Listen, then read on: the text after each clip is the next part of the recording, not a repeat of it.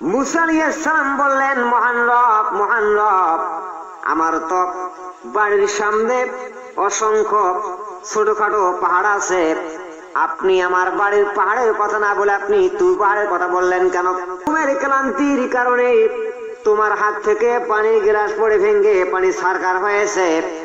আর আমি আল্লাহ পাক যদি ঘুমায় যাই, আমি আল্লাহ যদি ঘুমাই, একটু বিশ্রাম নেই, যদি একটু ক্লান্তি নেই, চ্যানেল ঝাড়ফুঁক চিকিৎসা, সকল রোগের শিফা, কোরআনের শিফা।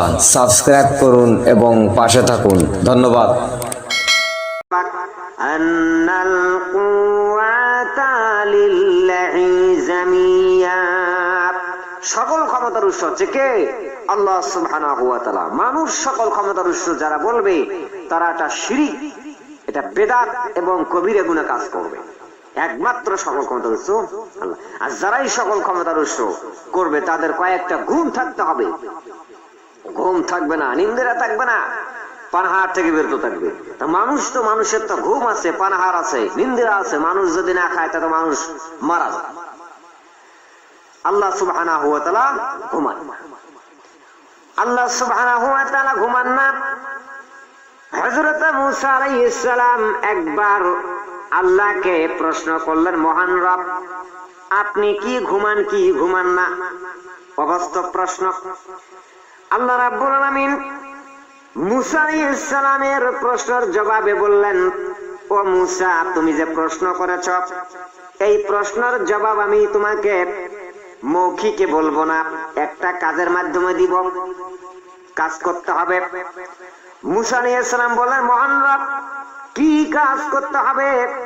আল্লাহ সুবহানাহু ওয়া তাআলা বললেন, ও মুসা, তুমি এক গ্লাস পানি নিয়ে তুমি তুর পাহাড়ের মধ্যে হাজির হয়ে যাও, কিংবা একটা গ্লাস নিয়ে। মুসা আলাইহিস সালাম বললেন, মহান রব। মুসা আলাইহিস সালাম বললেন, মহান রব, আমার তো বাড়ির সামনে অসংখ্য ছোটখাটো পাহাড় আছে, আপনি আমার বাড়ির পাহাড়ের কথা না বলে আপনি তুর পাহাড়ের কথা বললেন কেন? কারণ কি? আপনি মনে করেছেন আমার বাড়ি থেকে তুর পাহাড়ের যে একটা দূরত্ব হলো, মুসা আলাইহিস সালামের বাড়ি থেকে তুর পাহাড়ের দূরত্ব হলো 150 মাইল, আমি কি যেতে পারবো না? এই জন্য আপনি বলেছেন।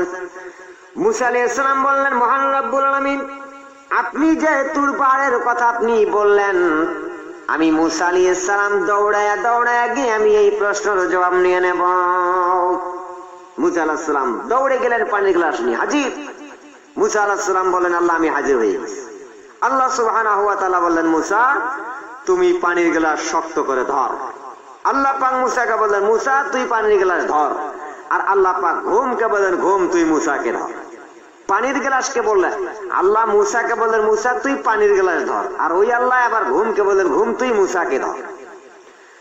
মুসা আলাইহিস সালাম পানির গ্লাস নিয়ে তিনি দাঁড়িয়ে গেলেন।